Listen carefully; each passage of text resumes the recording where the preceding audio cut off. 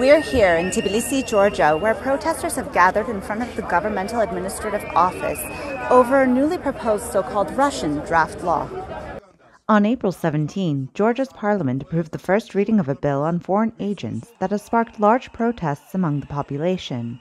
The proposed law would require media outlets and non-profit organizations to register as entities influenced by foreign sources if they receive over 20% of their financial support from abroad. As lawmakers deliberated on the legislation, thousands of citizens gathered in front of the parliament building in Tbilisi to protest. So one day ago we had one reason, but today we have two reasons because so they wanted to accept legislation which limits the freedom of free speech and free people. And today they added second legislation which also reduces taxes for rich and taxes for poor stay same. So yeah, if you don't know, today there was one more legislation about bringing businesses from offshores to here without taxes. So some Russian guys with their black money can come here and can wash them in Georgia. So Georgia will become money laundering machine.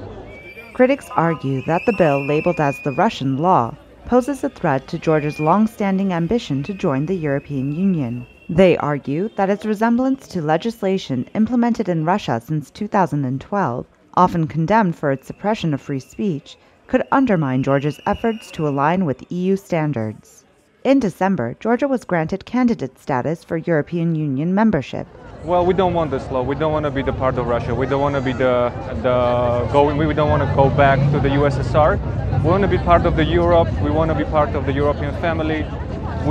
We share their values, and we want to show to the Europe and European Union that's how much we want to get to the European Union.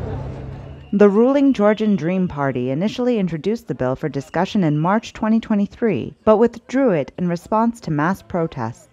While promises were made not to reintroduce it, circumstances shifted after a change in prime minister in February, with Irakli Kopachidze succeeding Irakli Garibashvili.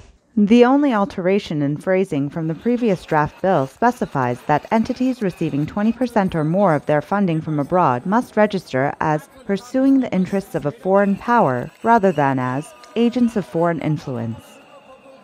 The law on foreign agents has faced strong criticism from the European Union and the United States, with the EU warning that it could endanger Georgia's EU membership bid. The EU urged the Georgian government to uphold democracy, the rule of law, and human rights. Proponents of the bill argue that the United States and European nations also have legislation requiring transparency for organizations funded by foreign sources, and have accused critics of applying double standards. Protesters clashed with riot police who used pepper spray. 14 people were arrested, and the Ministry of Internal Affairs reported that one police officer was injured.